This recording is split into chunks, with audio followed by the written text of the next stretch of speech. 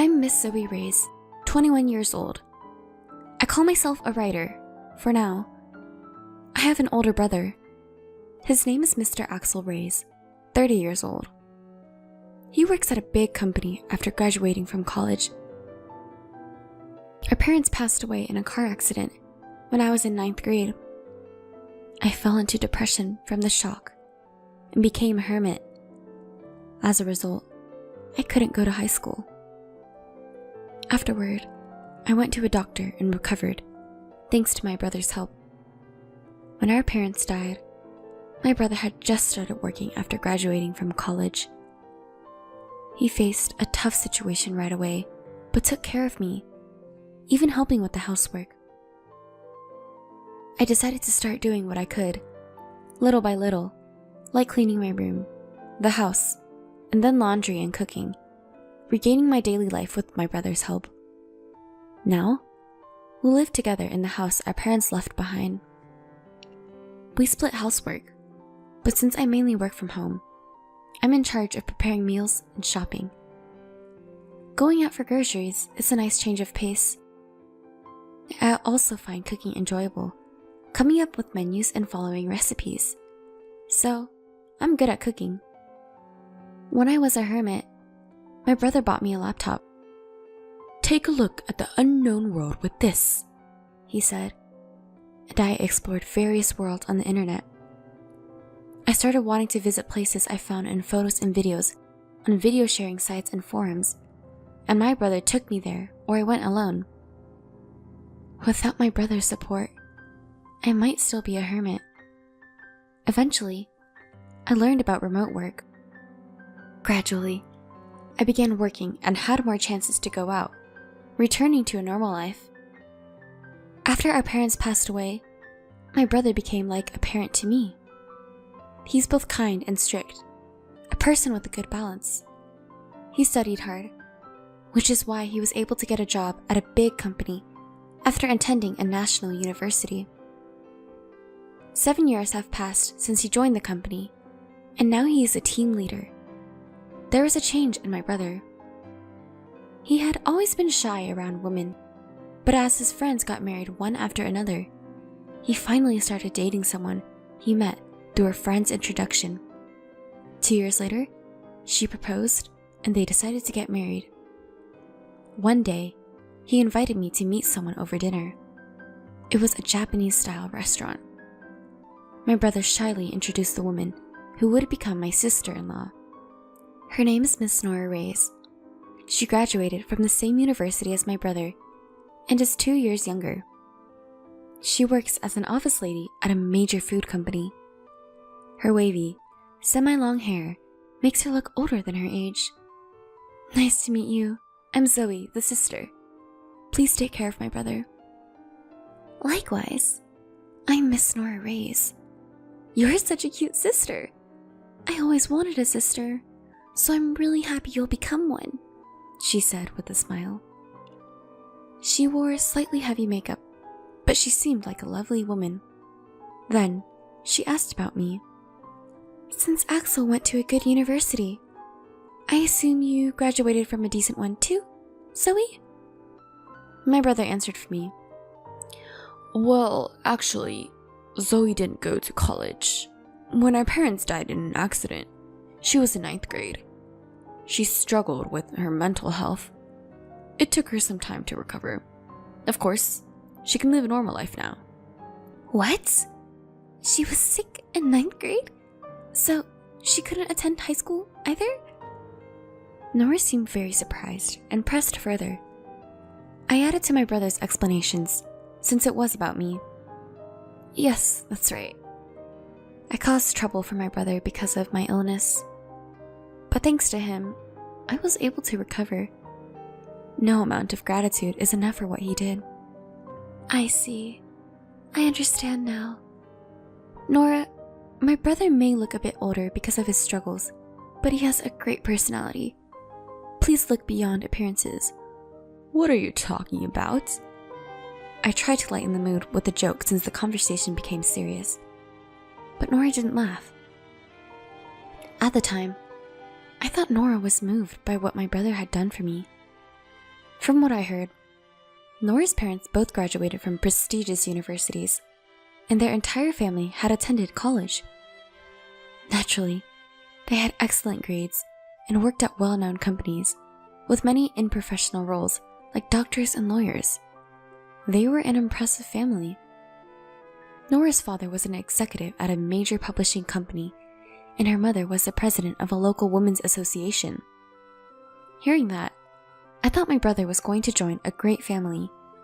Busy with work, my brother steadily prepared for the wedding. Seeing him happy made me happy too, and I helped out with various tasks. One day, I received a call on my smartphone. I was a little nervous about answering a call from an unknown person, but the number was displayed, so I answered. "Who is this?" "Zoe, I'm Nora's mother. Nice to meet you." To my surprise, the caller was Nora's mother, who would become my mother-in-law. "What can I do for you?" Feeling anxious, I asked, and she replied, "I heard from Nora the other day that you didn't attend high school and only graduated from middle school." I didn't know what she wanted to say, but I answered honestly. Yes, when my parents died in an accident, I suffered from mental health issues, and it took me a long time to fully recover. That's why I couldn't go to high school." "I sympathize with your situation, but the fact remains that you only have a middle school education, right?" "Yes." "I see. I have a favor to ask. Could you please not attend Axel and Nora's wedding ceremony? Actually, don't attend." "What do you mean?" I was taken aback by the sudden, outrageous request. "Axel and Nora both graduated from top universities, and my husband and I also graduated from college. Of course, all our relatives have college degrees." "Yes? What about it?" "You're not very smart, are you?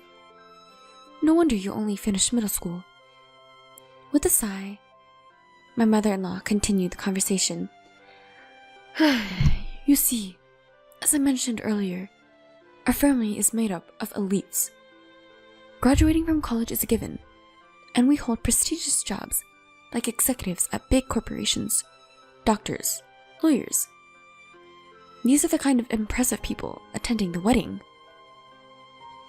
I began to understand what she was getting at. "So, we don't want you, a middle school graduate, at such an event. Actually, we'd rather you not come." "But I'm the sister of the groom and his only family. I can't just not attend." "Please don't come anyway. How could we introduce you, a middle school graduate, to our relatives without feeling embarrassed? Do you understand? Anyway, I've told you our wishes." How rude! After hanging up, I trembled with anger. The parents on the other side disliked me because of my middle school education, as they were too concerned with appearances and reputation. At least, I never thought of my life as embarrassing, and I believed that I didn't deserve to be looked down upon by others. But what if my presence made my brother unhappy? If I stepped back, my brother could have a happy marriage and a future beyond that. I've caused him a lot of trouble, so I want him to be happy, no matter what. I can't be the one to ruin that. But I also couldn't stand being dismissed. My thoughts were all jumbled up. I talked to my brother about the situation. He said, "Don't worry. You're my sister, my only family. Feel free to attend my wedding. I'll protect you, no matter what." "But if I cause trouble for you, I don't mind not attending." "There's no way you'll cause trouble. Zoe, you're my one and only sister. If I can't protect my sister, what kind of brother would I be?" "Thank you, brother." Encouraged by his words, I decided to attend the wedding. And on the day of the wedding, at the family introduction, when my uncle introduced me as our family representative, my sister-in-law's parents looked at me with disdain. My brother seemed to notice their attitude. At the reception, the seats for the bride and groom's families were at the back, facing the main table. I wondered if there might not be a seat prepared for me, but there was. As I sat down, I felt piercing stares. Sure enough, my mother-in-law was looking at me. She marched over to me and said, "Why are you here? I told you not to come because you'd be a disgrace to our family, didn't I?" "I am his real sister. There's no reason for me not to attend," I strongly replied, and she snapped back. "For a middle school graduate, you sure are insolent. Just remember this." Leaving those harsh words behind, my mother-in-law walked away. Soon, the bride and groom entered the room. Seeing my brother in a different atmosphere than usual, I couldn't help but smile. Nora was beautifully dressed and sparkling. As soon as the mediator finished speaking, my mother-in-law suddenly stood up and talked to the MC. Then, she grabbed the microphone and started speaking loudly. "Our family has all graduated from college and hold respectable jobs. I believe that Axel is a suitable person for our family. But there is one issue." She took a breath and continued. "It is his middle school graduate sister. She is an incredibly embarrassing presence in our family. We would like to ask the groom to sever ties with her. If he can't, we cannot allow this marriage." There was a commotion in the room, but my mother-in-law ignored it and turned to my brother. "Axel, can you swear to do that here? Swear to cut ties with this embarrassing middle school graduate sister and become a part of our excellent family." As if it were obvious, both the bride and father-in-law nodded. Then, with a triumphant look, she handed the microphone to my brother. Taking the microphone, my brother took a deep breath and answered, "Indeed, my sister is a middle school graduate, but she is my only blood relative, my family, since our parents have passed away. I can't sever ties with her. I apologize to all of you who have attended today, but I will cancel the marriage and consider this relationship with this family as non-existent. This is my answer." With that, my brother slammed the microphone down on the table and came straight to me. With a refreshed smile, he spoke to me. "Zoe, I'm sorry for causing trouble. There's no need for us to be here. Let's go home." Later, I heard from the relatives who attended that the reception was canceled because the groom left halfway through. The bride burst in tears, and her parents were scolded by the relatives and had to apologize on their hands and knees. They were also forced to return the gift money. Later, my uncle contacted my brother. He said that although his attitude at the reception wasn't praiseworthy, he would have severed ties with him if it had continued. He also offered to pay a suitable amount of consolation money and have the bride's side bear all the expenses for the ceremony, but my brother refused. He conveyed that he wanted a sincere apology for his sister rather than a monetary solution. After a while, a meeting was arranged at our home for post-settlement discussions. I made up my mind to show my former in-laws a thing or two. At the meeting, my ex-sister-in-law and her parents, a total of 3 people, came. They handed my brother some money as a gift, an inconvenience fee, and apologized for the rudeness at the reception. But it didn't feel like a sincere apology. There was a sense of reluctance. As for my ex-mother-in-law, she said things like, "We should have investigated more thoroughly. If we had, this wouldn't have happened," showing no sign of remorse. My ex-father-in-law also continued, "Axel should have told us about his sister in detail from the beginning. Then we wouldn't have ended up unhappy." Anger welled up inside me, and I carried out my prepared plan. "Ex-father-in-law, well, you're not really my stepfather anymore, but for convenience, I'll call you that. You work at Rainbow Publishing, right?" He glanced at me and said, "Yeah, I do." I'm a director there. What about it? He looked down on me. I work with Rainbow Publishing, but I can't bring myself to like a company where you are. I want to terminate the contract. Is that all? I don't care. There are plenty of workers. It won't have any impact. Understood. I'll quit immediately. And I'll sign a contract with your rival company. Go ahead. Do as you please. With my ex-father-in-law's arrogance in my peripheral vision, I called the editor at Rainbow Publishing and informed them about the contract termination. There was a commotion on the other end of the phone, but I only conveyed what I wanted to say and hung up. Then, I called the rival company and told them I wanted to proceed with the contract. Even after my call, my ex-father-in-law remained smug. My brother, unable to grasp the situation, looked around nervously. Eventually, a call came to my ex-father-in-law's smartphone. Hello? It's me. Yeah. What? The president? What's going on? Then, he suddenly whispered, and his face turned pale. After finishing the call, my ex-father-in-law turned to me and said,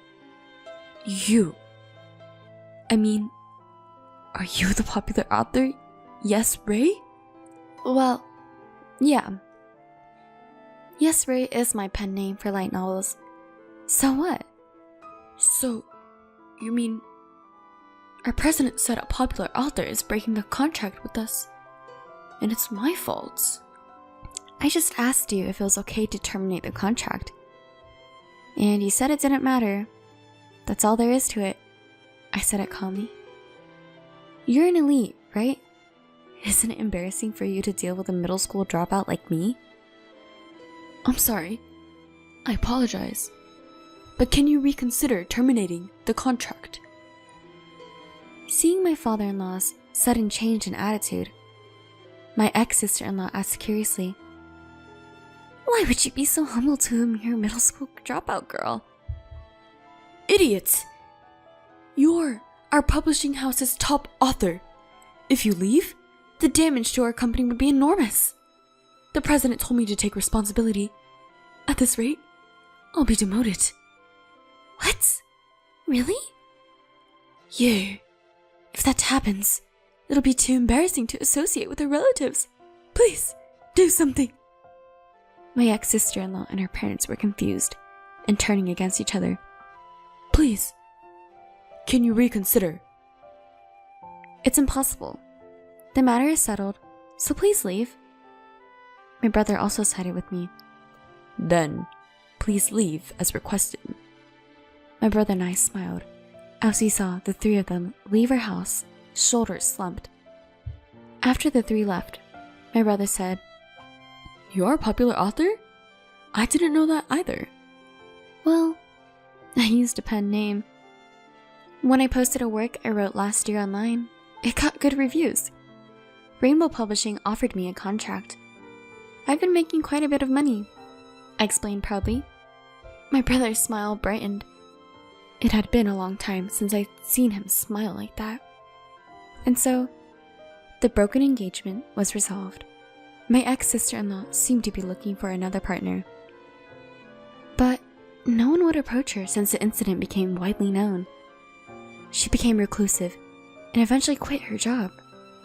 My ex-father-in-law, being blamed for my contract termination, was demoted to a regular employee. Unable to endure warehouse work, he resigned. My ex-mother-in-law was harshly criticized by her relatives for her disgraceful behavior at the wedding reception and was no longer recognized by her once proud and accomplished family. It serves them right.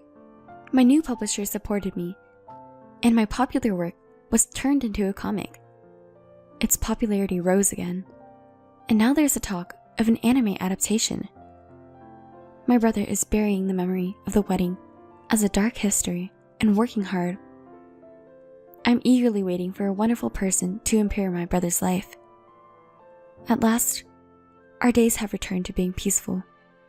I'm still racking my brain over creating light novels, but I feel that the repetition of these days is happiness. I'm planning to go on a trip with my brother again, taking our late parents' house with us, who passed away in the accident.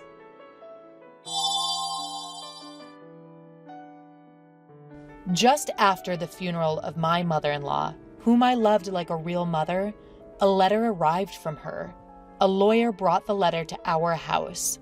I am Sharon, 43 years old. The letter began, "If this letter has reached you, it means I am no longer in this world. I'm worried you might be crying." Seeing the familiar handwriting of my mother-in-law, my eyes welled up. My father-in-law passed away at a young age, long before my husband and I got married, and there seemed to be no close relatives in his family, with almost zero family interaction. My husband and I were not blessed with children, so we lived modestly but happily with my mother-in-law.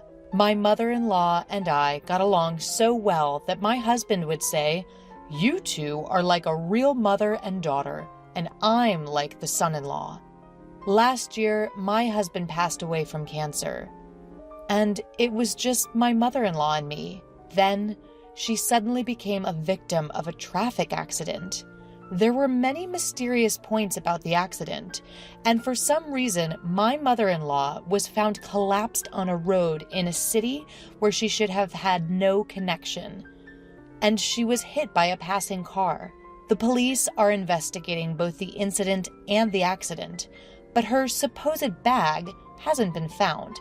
I was asked various circumstances by the police, but I didn't know much, and I couldn't respond properly due to the shock. I can't sort out my feelings about my sudden parting with my mother-in-law.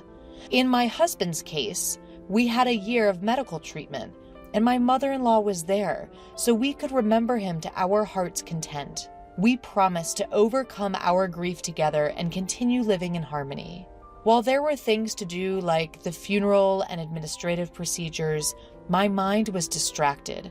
But once everything was over, I suddenly became lonely. My own parents had already passed away due to cancer. I have a brother, but he lives in the countryside far away with his family. Even if I wanted to talk to my old friends from my student days, it's difficult because they are all in the midst of raising children. Then, a man claiming to be a lawyer called me. Judging from his voice, he was probably in his 70s, around the same age as my mother-in-law. He apologized for being late to notice my mother-in-law's death and said that there was something he wanted to give me as soon as possible. Is it a letter from my mother-in-law? I had never heard that my mother-in-law had been in contact with a lawyer, and I didn't understand the meaning of receiving a letter from a deceased person. I thought it might be a scam, but I decided to meet the lawyer in case the letter was really from my mother-in-law. The letter continued, "I know you're surprised by this sudden letter from me, but please listen.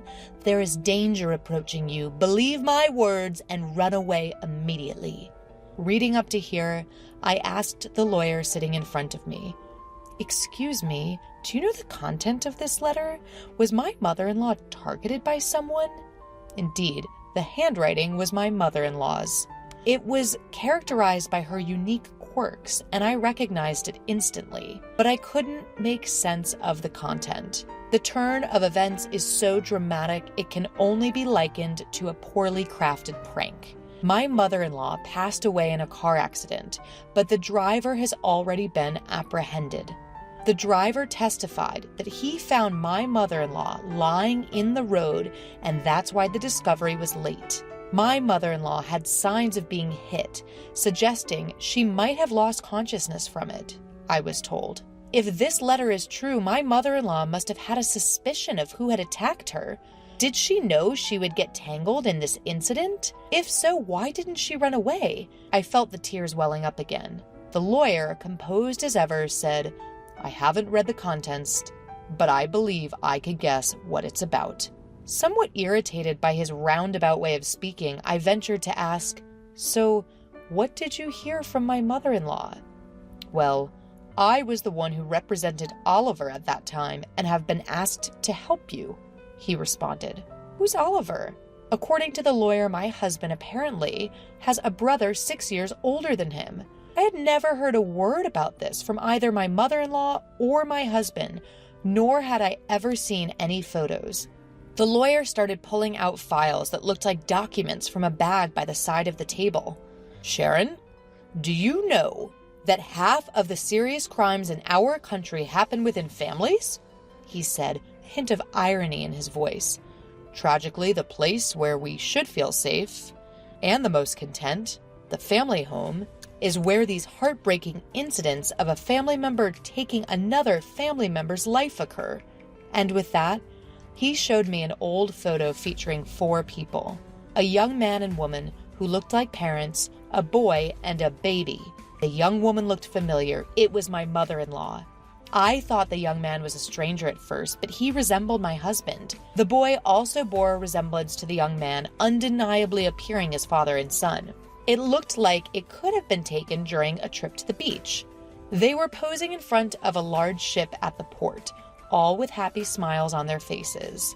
The boy with the float, that's Oliver, the lawyer told me. Upon being told, I stared at the boy, my husband's brother, who I knew nothing of. The photo looked so happy, and I couldn't help but feel a pain in my chest, wondering what could have possibly happened.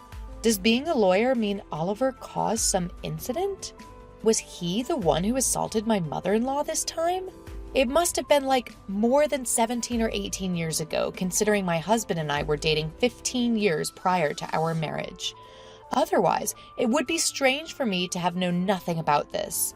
Yes, Oliver became a recluse from the summer of his first year in junior high due to bullying, and 7 years later he caused an incident, he explained. It seems Oliver, in despair about his future after becoming a recluse, attempted to commit family suicide. Late at night, on the day of the incident, he went into his parents' room with a knife and ended up struggling with his father, who woke up due to the noise. Even while severely injured, his father was able to subdue Oliver, and the incident ended in an attempted crime. However, upon hearing his mother scream during the struggle between his father and Oliver, my husband, who was 14 at the time, called the police. Police cars and ambulances rushed to the scene, causing a brief stir in the usually quiet residential area. At the time, societal issues such as hermits and NEETs were becoming common, and the media would sensationally report on stories like a reclusive boy planning a murder-suicide with his family. I remember hearing news like this, but I had no idea if it was referring to the husband's family or not. After all, similar stories were often reported in the media. However, it was different for those involved. The husband's family, unable to withstand the rumors, ended up moving house several times, almost like fleeing in the night. Whether it was due to the severe injuries at the time or the subsequent stress, the father-in-law passed away a few years later. The mother-in-law and the husband changed their names back to the mother-in-law's maiden name, and it was said that they were finally able to lead a normal life in their current place.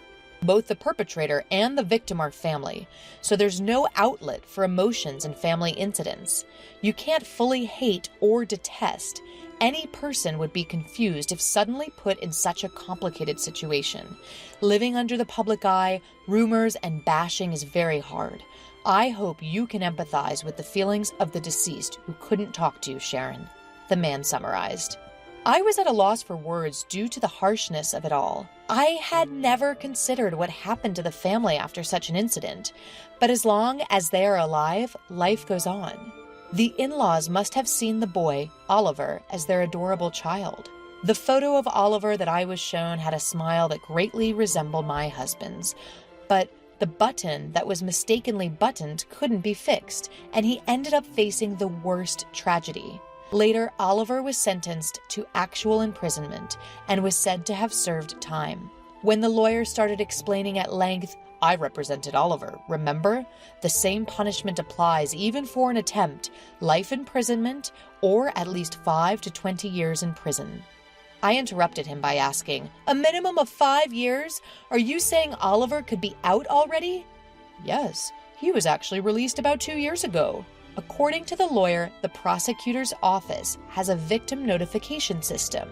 After a verdict is confirmed, you can apply to the prosecutor's office to be notified about the planned release date of the offender, or even after they have been released. Even without that, the mother-in-law is Oliver's biological mother. She had been notified of his residence after his release. Around that time, my husband had been diagnosed with cancer and was undergoing treatment, and the mother-in-law didn't want to worry him, so it seems she couldn't consult with him. Oliver told me at the time that he committed the crime because he was pessimistic about his future. With some hesitation, the lawyer told me, it seems he wanted money to spend. Oliver, who had been a shut-in for many years, had started to secretly use the mother-in-law's credit card to pay for online games and online shopping, and he had been scolded by his father. Apparently, he had used a lot of money to buy weapons for a game on the evening of the crime and had his computer taken away. Oliver lied to the lawyer, and his real father, mother, and brother who knew the truth said nothing. While they hoped Oliver would genuinely reflect on his actions and serve his punishment, they did not reveal the inside story of the post-release defamation and slander. Was this out of familial love? Truth be told, my mother-in-law was often visiting Oliver, my brother-in-law, who was serving time in prison. Every time she went, she would come back disappointed by Oliver's unchanging, unrepentant demeanor. She was afraid to live with Oliver again after his release. The danger of violence was part of the fear, but she knew if she or her son were to die, Oliver would come to me asking for money. As his release date approached, there was an increase in tedious paperwork. She had to decide where to house him. Distressed, my mother-in-law decided to consult a lawyer who knew about the case and ask him to handle the procedures. What was Oliver doing for a living 2 years ago?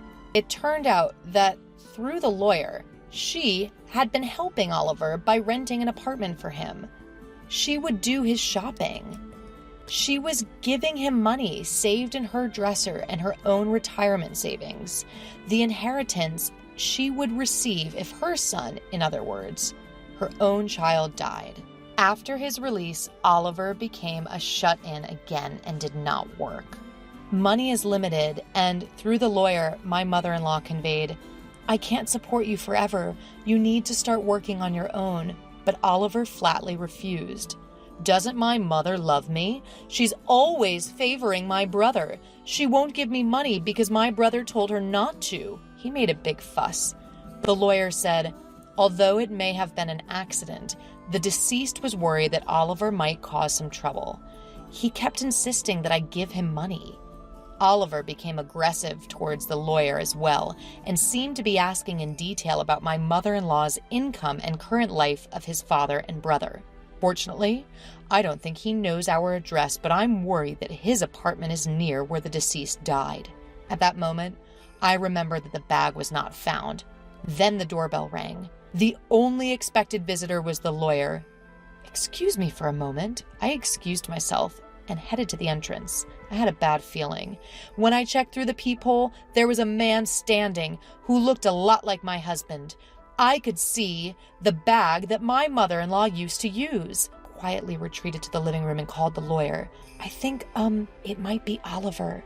What should we do? He has my mother-in-law's bag." My voice was shaking with tension, and the lawyer's face stiffened. "Call the police right now." I might have meant to call the police, but I was too upset. I ran out the back door to the nearby police station. Did my mother-in-law and husband foresee this situation in the future? Or did they unconsciously choose a house near the police? I don't know anymore. Afterwards, when Oliver saw the police officers who came with me, he immediately tried to run away and was caught by a police officer who then interviewed him. As I suspected, the man who looked like my husband was Oliver, in other words, my brother-in-law. The lawyer called him Oliver, which was probably his name at the time, and I had been calling him Oliver because I had seen a family photo from when he was a small boy with a hint of innocence. But in reality, he was an unhealthy-looking middle-aged man. It strangely angered me that he looked like my husband. This man had been tormenting my mother-in-law and husband. I'm just here to collect my share, your mom's inheritance. It exists, right? Even my younger brother died last year. Hand over my inheritance. Ignoring the police officer's questions, my brother-in-law Oliver yelled at me. What nerve does he have? I was furious. I sympathized with his childhood, being teased to the point of not going to school, but his actions thereafter were selfish and unforgivable. More than anything, what I wanted to ask was, isn't that your mother's bag you're holding? What did you do to her? Did you lay hands on a frail woman? Upon hearing my words, the officers also looked at the bag that Oliver was holding. In a fluster, Oliver tried to hide it, but it was too late. As one officer reached out his hand, Oliver snarled at him. Hey, this is my money. I can't help it. It was the last thing my mom said. I only hit her a few times to teach her a lesson for being cheeky. Oliver's thought process made me shudder. There was no sense in his words, and he showed no remorse. Moreover, hey, you are my brother's wife, aren't you? Neither my mom nor my brother are here anymore. You have an obligation to support me. Maybe my mother-in-law and husband hid Oliver's existence from me, fearing this situation. They must have thought that if I didn't know, I could avoid getting involved. No. Mrs. Sharon, you don't have that obligation. The lawyer interrupted, but I doubted that the law would work on Oliver. Oliver was ultimately an invincible man with nothing to lose. He doesn't understand common sense, nor does he seem to want to abide by the law. Maybe that's why my mother-in-law never wanted me to meet him. I can only imagine how difficult her life must have been.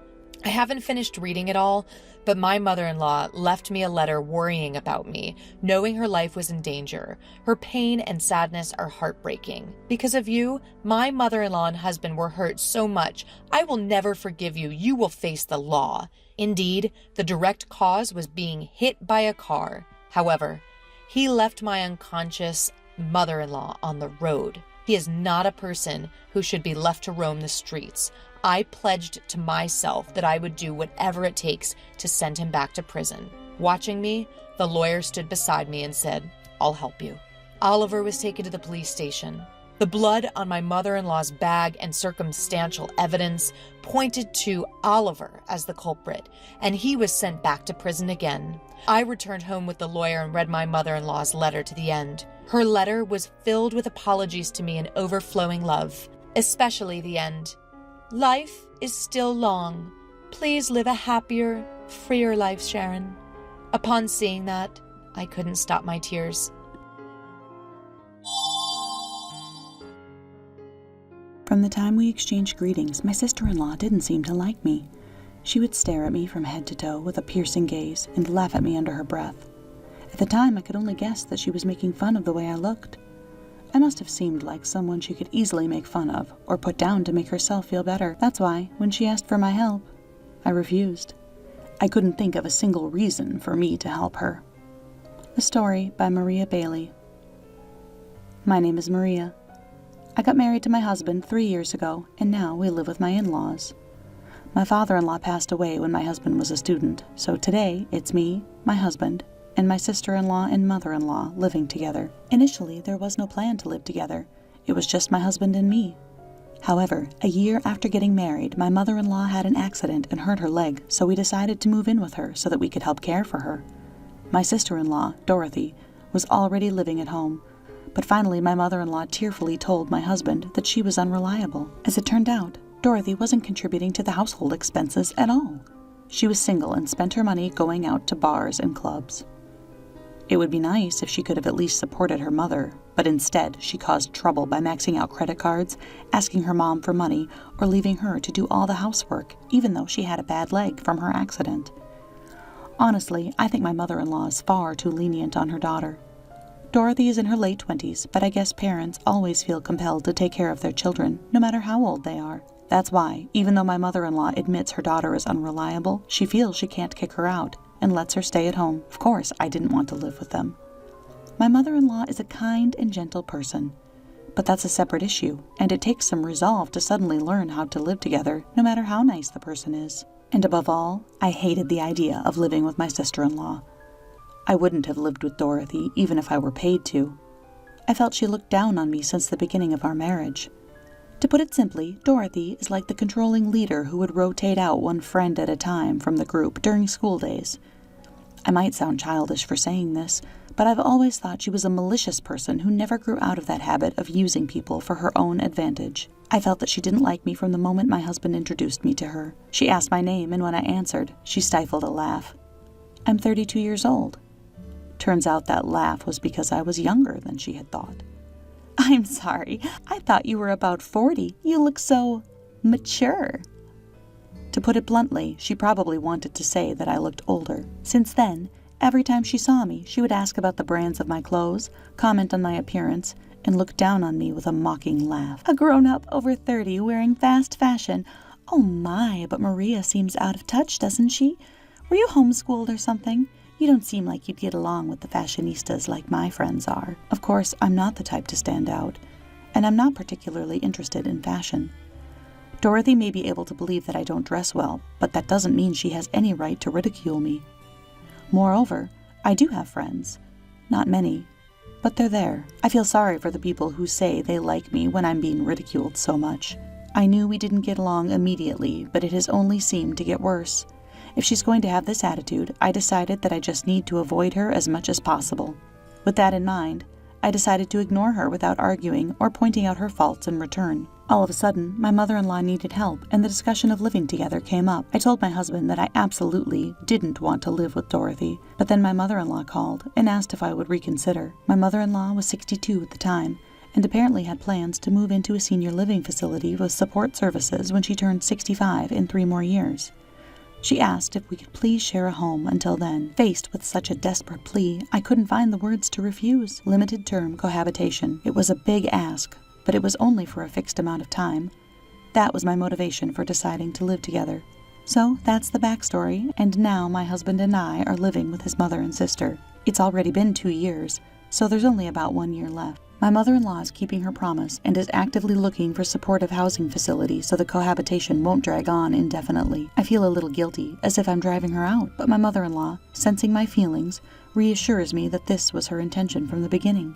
She probably wanted to take her time sorting out the house during these 3 years. In retrospect, I feel a little guilty for not agreeing to live together from the start. Of course, the idea of living with my sister-in-law was truly unpleasant, so I needed time to brace myself, and living with her has been difficult. Even now, I struggle with the day-to-day interactions of sharing a home with her. When we first started living together, she was particularly harsh on me, complaining about the food I cooked and constantly criticizing my cleaning. My mother-in-law and husband would scold her for complaining, but she seemed completely unfazed. It feels like she doesn't think of me as her brother's wife, but more like a slave or a maid. For about a week, I was blamed for the way I washed her clothes. You shrank my clothes because of the detergent you chose. They're all misshapen and unwearable now. You've been married for 3 years and you still can't handle housework. You are essentially useless. I wanted to tell her that it wasn't my fault the clothes shrank. It was actually because my sister-in-law had gained weight. However, I didn't want to comment on someone's appearance. I know how hurtful those comments can be. I said I'd be more careful next time and tried to end the conversation. But my sister-in-law is not the type to forgive and forget any mistake made against her. When my mother-in-law's acquaintance visited our home, Dorothy laughed as she talked about how terrible I was at housework. Of course my mother-in-law defended me, but Dorothy insisted there was no need and kept talking as if I were a completely useless home appliance, not a human being or her relative. Sometimes I'd argue back, but mostly I'd just nod and let her talk wash over me. I didn't want to stoop to her level, and I knew that arguing with her would be a waste of breath. I told my mother-in-law and husband that after we stop living together this year, I don't want to have anything to do with Dorothy, and both of them agreed. It might be a bit spiteful, but I think Dorothy will struggle when my mother-in-law moves into a senior living facility. She's been living at home and spending her salary however she wants. I don't think someone like that can suddenly live on her own responsibly. We won't help her once we stop living together. That's my little revenge. But sometimes it seems like even God is on my sister-in-law's side. She told me that her boyfriend had proposed to her. My boyfriend's tall, and he's handsome. He's so kind. He has a great job at a huge company, so I'm basically marrying into money. I'm so glad I put effort into my looks and fashion. I wouldn't want a miserable life like someone I know living with in-laws after marriage. She chuckled while looking at me, making it obvious she was talking about me. Dorothy stood before me, smirking, and said, "I bet you thought I wouldn't be able to live on my own without my mom. Too bad for you, old lady." I couldn't help but blush a little because she hit the nail on the head with what I was thinking about her. At the same time, I felt a strong wave of frustration. "Congratulations on your engagement. But married life is tough, you know." She might complain about me not being able to do housework, but the one who really can't do anything is Dorothy. It was the best comeback I could muster, but she just looked triumphant. "Are you trying to act tough because I won't be around? My fiancé is rich and will hire a professional housekeeper, not someone useless like you." I was utterly defeated. I swore I would never see Dorothy again once we stopped living together. I swallowed my pride and decided to avoid her as much as possible at home for the remaining time we had as housemates. A month after Dorothy's announcement, her fiancé came to visit. I thought anyone who would choose her must not be a good person. I even had such a terrible thought. I had been warned by Dorothy not to introduce myself to her fiancé. "I don't consider you family. Once you've served tea, just go away. I'm not inviting you to the wedding anyway." I felt relieved when I heard those words. I just wanted to cut ties with her as soon as possible. When her fiancé arrived, I reluctantly served tea as instructed.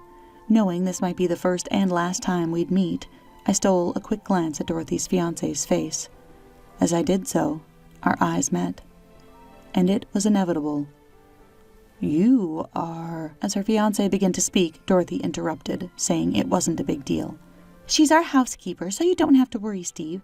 I told you before, right, that I have a useless sister-in-law who can't do anything? It's a loss just to get involved with her, so you can ignore her." Upon hearing those words, I bowed my head slightly to her fiancé and left the room, feeling embarrassed. Then, Dorothy's fiancé called me by my name. "Maria, you were a senior consultant at the firm, right? I can't believe you're married to Dorothy's brother." Steve stared at me in disbelief. In fact, he was familiar to me. He was my junior at work until I quit after getting married. I had heard that he changed jobs after that, but neither of us had ever imagined we would meet again like this. "Dorothy, I've heard a lot about your sister-in-law before, but I never knew it was Maria. I thought she must be a terrible person because you've only said bad things about her.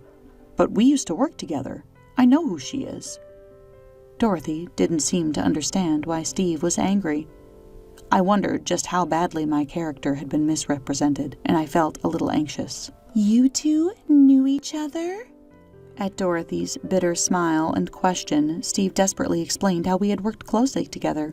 I had helped him at work before and even lent him money when his mother was sick and needed money for surgery. It felt only natural for me to help him as his senior at work, and I had lent him money because he was in real trouble. At that time, my grandfather had just passed away and left me some inheritance, so I was easily in a position to be able to help him. I felt there was no need for Steve to feel so indebted to me, but when I took a moment to think about it and put myself in his shoes, I realized that the money must have been a real lifesaver. "Maria was a true friend to me, and yet you treat her like a housekeeper? I knew you could be harsh with your words, but I can't stand someone who treats people like this. I clearly need to rethink this. Our engagement is off." With a cold, incredulous gaze, Steve told Dorothy he was breaking off their engagement and tried to leave his seat. Desperate to stop him, Dorothy grabbed his jacket as he got up from the sofa. "No, it's not like that. This is just how Maria and I communicate. We joke around a lot. Right, Maria?" Dorothy looked to me for help in a panic, but I could only shake my head. "Sorry, I can't lie." Upon hearing this, Dorothy broke down crying on the spot. "Why are you ruining my marriage? It's your fault the engagement is off." She yelled and raised her hand to strike me, but my husband rushed in at that moment to intervene and held her back from hitting me. Still lashing out at me, Dorothy was slapped by my mother-in-law. "It's not Maria's fault. It's yours. You've been harassing her and causing trouble all this time. I won't tolerate it anymore. It's your own fault the engagement is off. You need to take accountability for your actions. You will leave the house by end of the month." This was the moment my mother-in-law finally snapped and moved to cut ties with her own daughter. "Mom, you're on Maria's side too?" With a face of disbelief, Dorothy tearfully stared at her mother. "You are not a child anymore. Take care of yourself." Mother-in-law said this, bowed her head to Steve, and returned to her bedroom. From the other room, only Dorothy's sobbing could be heard. Steve told me he would be in touch soon and then left our house. My husband and I exchanged glances and sighed together. Maybe it's time for us to start looking for a new home. My husband nodded at my words, and from then on we decided to move on with our lives as if Dorothy didn't exist. 3 months have passed since then, and my mother-in-law has moved to a senior housing facility.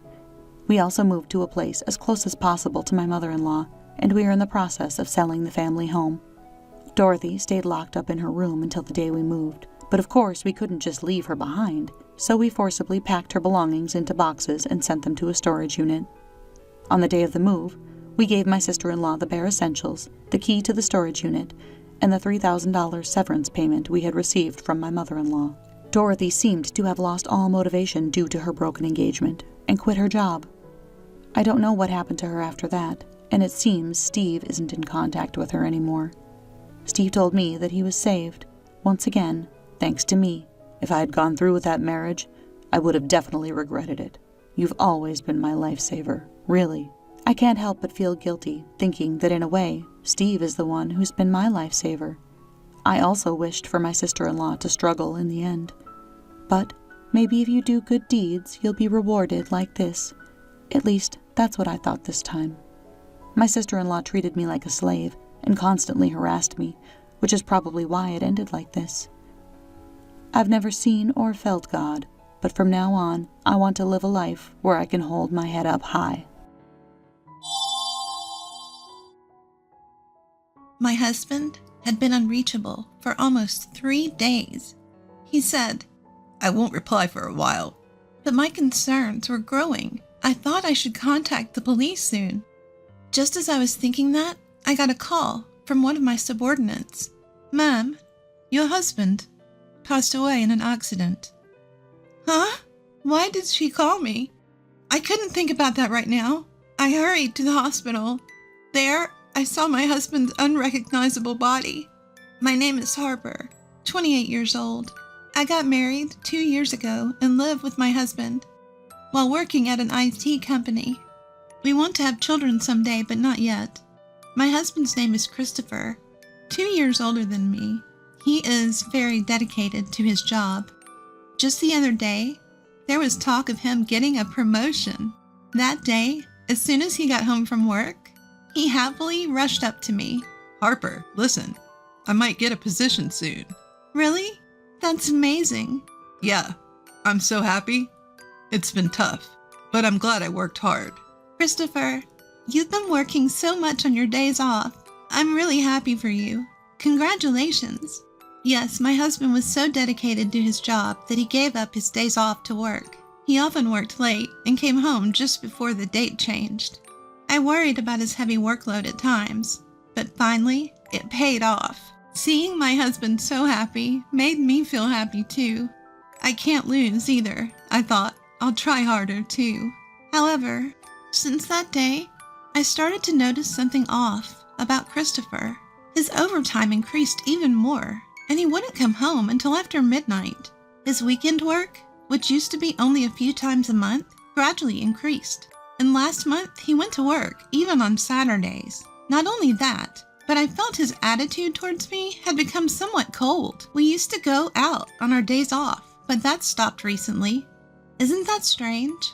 Why doesn't he seem at all tired, despite working so hard? Concerned, I decided to suddenly ask my husband about it. I waited for him to come home late from work and brought up the conversation. "Hey, Christopher, can I talk to you for a minute?" "What? I'm tired and want to sleep." "Lately, you're always on your phone before bed. Even though you come home late, aren't you getting sleep deprived?" "What are you trying to say? How I spend my free time is my business, right?" "That might be true, but are you really that busy with work?" At my question, his expression stiffened for a moment. Not missing that, I pressed him further. "I understand you have a lot to do since you got promoted, but isn't it too hard? You have too many weekend work days. And isn't it bad for the company to overwork employees?" "I have no choice. I'm not doing overtime and weekend work because I want to." "But isn't it too much?" "You don't understand my job, Harper, do you? Don't butt in when I'm tired from work." With that, Christopher left the living room. After that, my uneasy feelings didn't go away. Then one day, I usually commuted by car, but on my way home from work, I got into an accident. I was rear-ended by another car and taken to the hospital by ambulance. I had bruises all over my body. After several tests to be safe, I was told to stay in the hospital for a few days. To have a change of clothes brought to me, I called my husband. However, no matter how many times I called, he didn't answer, and he didn't reply to the messages I sent. He should be done with work by now, so why? Until now, we could at least exchange messages during his overtime. I kept calling him every few minutes, and it finally connected an hour later. As I tried to explain the situation, he let out a big sigh. Ugh, you're so persistent. Can't you tell I'm working overtime if I don't answer the phone? I'm sorry, but that's not the issue right now. Huh? What do you mean? Actually, I got into an accident on my way home, and I'm in the hospital now. My whole body hurts, but they said there's no life-threatening injuries. An accident? Ugh, what a pain you're causing. I involuntarily let out a, huh? At his unexpected response. He continued mercilessly, as I was at a loss for words. Stop getting into accidents when I'm busy. I'm not paying for the car repairs, all right? I understand, but I need you to bring me a change of clothes. What? Why do I have to do that? I'm tired from work, and it's like a punishment game to go to the hospital for someone who got into an accident due to carelessness. Carelessness? Why are you talking like that? Besides, it wasn't my fault. It was the other drivers. Stop nagging. Anyway, I'm not going, and I won't reply for a while. Figure it out yourself. The call ended there. The busy tone echoed in my ear, pushing my heart to the limit. Before I knew it, I was in tears. Why did he speak like that? Aren't you worried about your wife who had an accident? He used to prioritize me over work. If I could, I'd want to get a change of clothes myself. My parents live far away, so I can't ask for their help. I sent several messages to my husband afterward, but he never brought my things. I had no choice but to buy everything I needed at the hospital store. Since then, I tried contacting my husband a few times, but 3 days had passed without a reply. He said he wouldn't reply for a while, but I was getting worried. No matter what, it's unusual not to have any contact for this long. What if he got into an accident too? That anxiety crossed my mind. That's when I heard a knock on the hospital room door. When I responded with yes, my coworker Jasmine, who I usually get along with, came to visit me. Jasmine, you came. Thank you. I was surprised when I heard you had been in an accident after I contacted you since you hadn't been at work for a while. It's not a big deal. Just some bruises and a broken bone. It's more than enough. But I'm glad. You seem to be doing well. For a while, we chatted and laughed about trivial things. As visiting hours were ending, Jasmine started to get ready to leave. But then, she stopped and looked troubled. I cautiously asked her, Jasmine, what's wrong? I'm sorry, Harper. I don't think I should say this now, but I saw it. Saw? What did you see? I saw your husband walking with Daisy. What? When did that happen? 3 days ago. The Daisy Jasmine mentioned was a junior coworker at our company. I had been her mentor when she was a new employee. Even now, a few years later, we'd go to lunch together once a week. Why would she be with Christopher? Daisy and my husband should have last met at our wedding. Could it be? But there's no way they would do something like that. Despite thinking it was impossible, the worst-case scenario crossed my mind. According to Jasmine, she saw my husband with a suitcase and Daisy 3 days ago. Since then, Daisy has been on paid leave.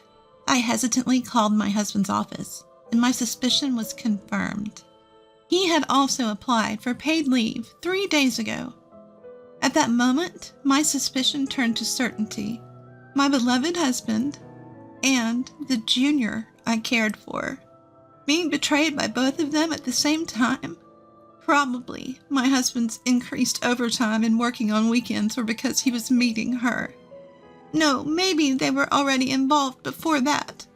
As I recalled my husband's suspicious behavior, more and more things started to make sense. So that's why he became so cold. Surprisingly, it all made sense to me. Unconsciously, I called my husband. I hardly contacted him these past few days, thinking he wouldn't respond anyway. He probably wouldn't pick up after just a few attempts.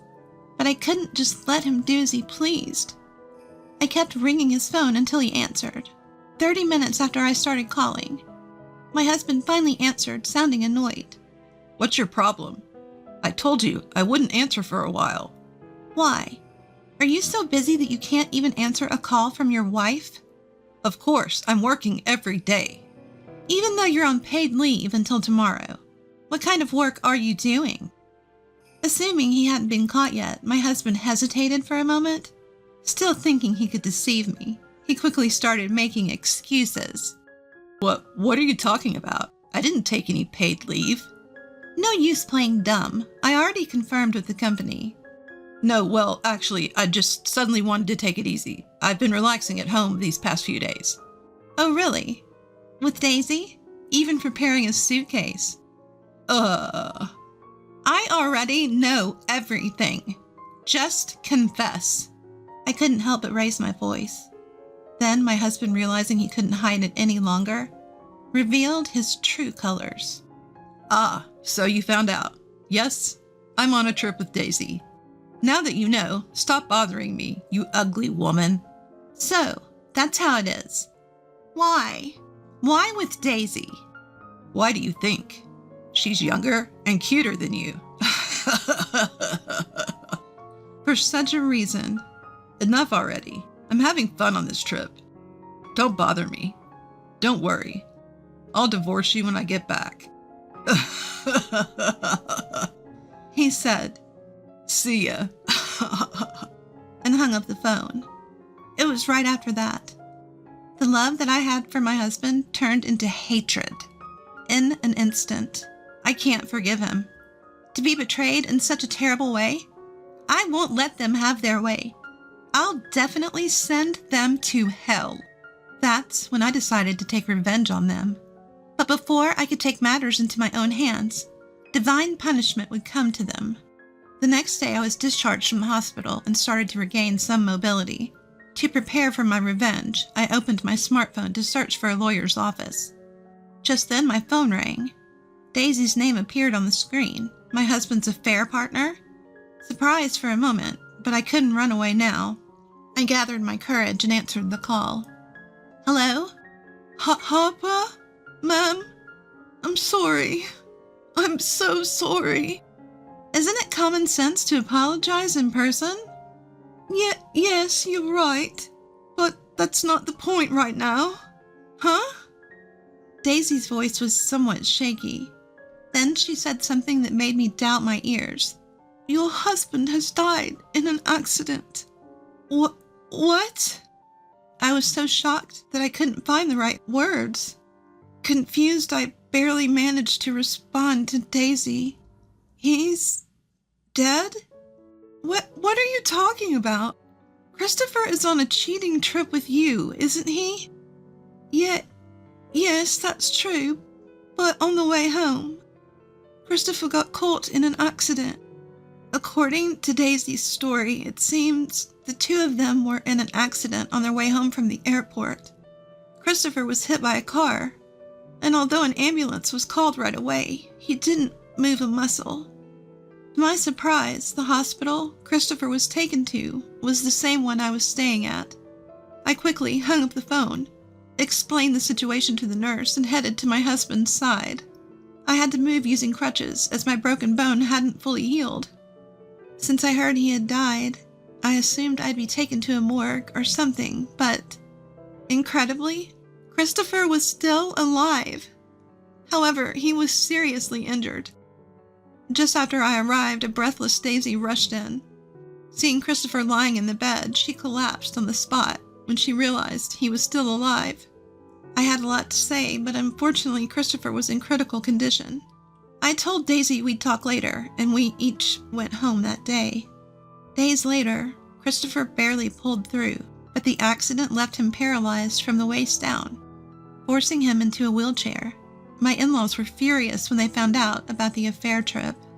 Although they must have felt something, seeing their challenged son, they scolded him clearly, saying, You brought this on yourself by having an affair.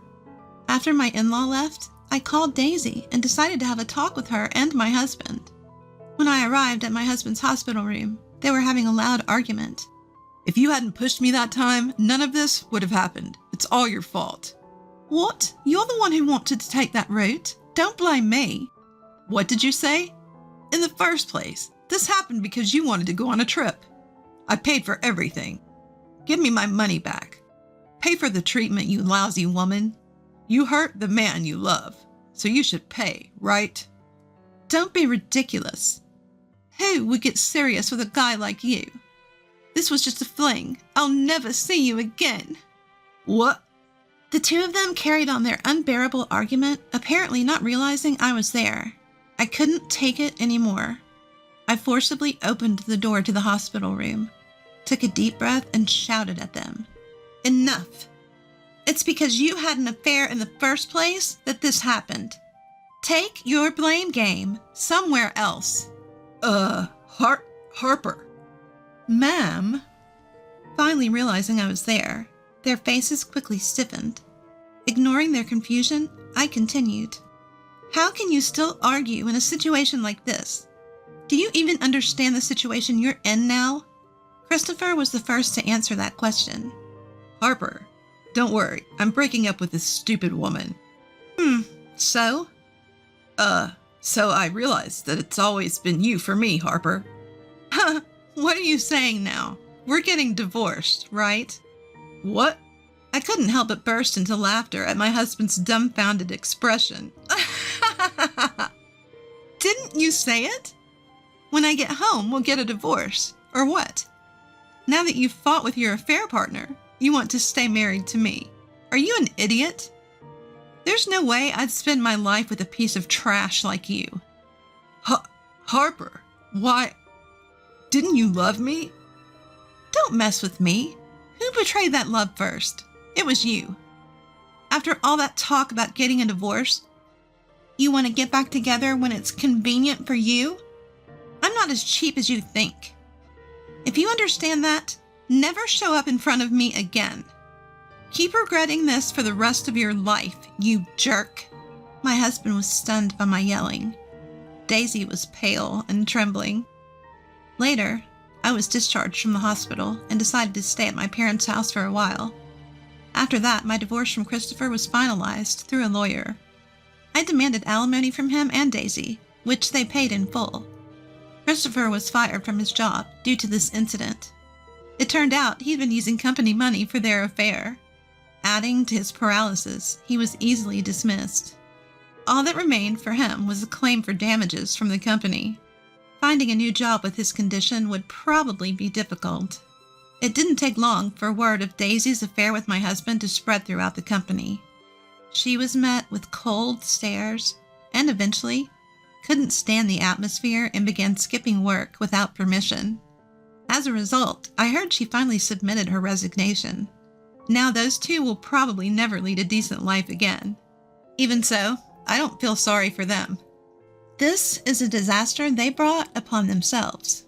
As for me, I rented an apartment near my workplace and started a new life. Many colleagues show concern or curiosity, but honestly, my feelings are mixed, and I can't describe how I feel. But such trivial rumors will probably die down soon. Now, I want to enjoy my life without being swayed by others.